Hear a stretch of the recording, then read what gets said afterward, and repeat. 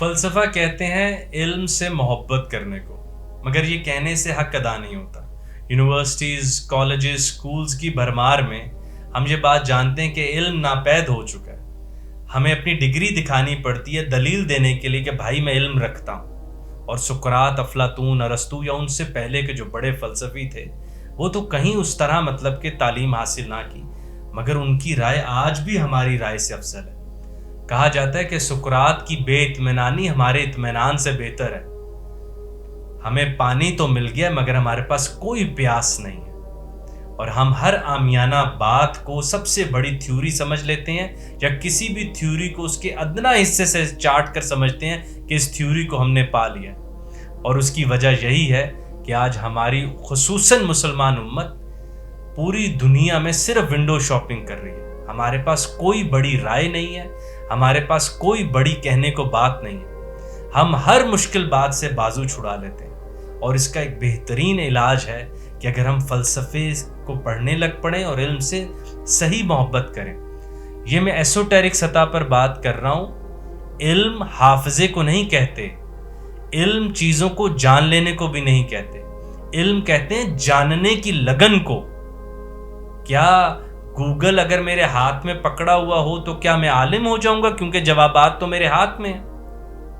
علم کہتے ہیں جاننے کی لگن کو، مشکل بات کو آسان بنانے کے لیے، سمجھنے کے لیے جو میں تگ و دو کرتا ہوں، جو اب ہم نے الحمدللہ تقریباً عرصہ دراز سے معطل کر رکھی ہے۔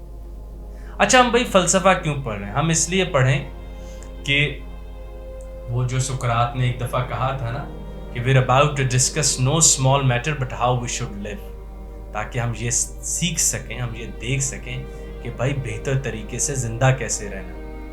ہم یہ بات جانتے ہیں کہ سقراط، افلاطون، ارسطو بڑے فلسفی ہیں، یہ صرف معروف فلسفی ہیں، اصل فلسفی ان سے پہلے آئے تھے۔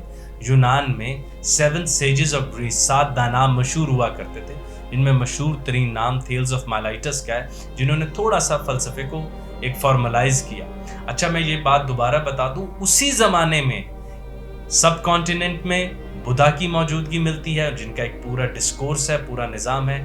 چین میں کنفیوشنزم، اور جاپان میں ہمیں تاؤازم کی لاؤ زی کی طرف سے رکھی ہوئی بنیادیں نظر آتی ہیں۔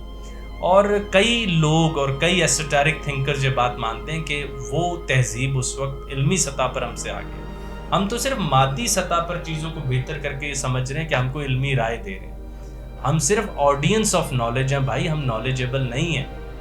چیزوں کو آنکھوں سے گزارتے ہوئے ذہن میں لے جا کر حافظے کی دیوار پر لکھ دینے سے ہم عالم نہیں ہو جائیں گے، یا گوگل کو استعمال کر لینے سے، یا گوگل کے لکھے ہوئے جوابات پڑھ کر اپنے ذہن میں لے جانے سے ہم عالم نہیں ہو جائیں گے۔ اور ایک بہت بڑی بات کہ اگر میں آئنسٹائن کے خیالات جو اس کے ذہن میں آئے وہیں سے نقل کر کے اپنے ذہن میں لے جاؤں، میں آئنسٹائن نہیں بن جاؤں گا بھائی۔ یا میں سقراط کی طرح یہ کہہ کے کہ میں کچھ نہیں جانتا تو کیا میں سقراط بن جاؤں گا؟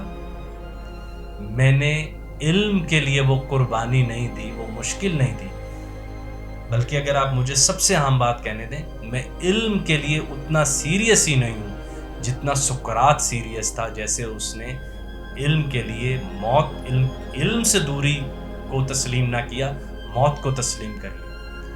تو ہم فلسفہ اگر پڑھیں گے بھائی تو ہم علم کی نگہداری کر سکیں گے، اور اس دور میں جس میں ہم نے عقل مندی کو چالاکی سے ریپلیس کر دیا، آج کا دور چالاک لوگوں کا دور ہے، اس میں ہم عقل مندی کو دوبارہ سے اہم بنا سکیں گے۔ اور یہی ہمیں قرآن نے سکھایا ہے کہ تم جانتے ہو اللہ نے سب سے بڑی خیر کس پر کی؟